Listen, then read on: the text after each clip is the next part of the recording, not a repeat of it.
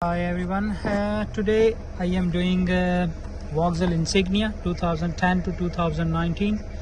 The common problem of the instrument cluster is, the side light, these lights. Some lights is dark here, some is working, some is not working, and same like sometimes the fuel gauge have problem and sometimes the RPM sensor. Sometimes is like working like 0 to 30 working, 40, 50, 60 not working, and same like here is like 0, 20, 40 is not working and rest of that is working.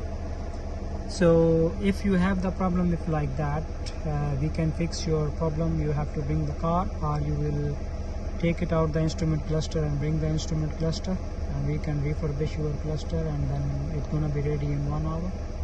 So we are in Heathrow and my postcode is Tango Whiskey 33 Tango Tango 167 Henworth Road, Heathrow Motor Limited.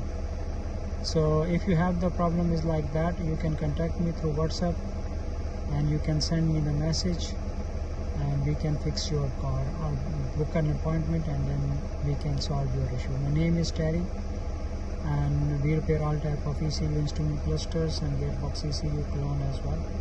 So my phone number is 07402536382.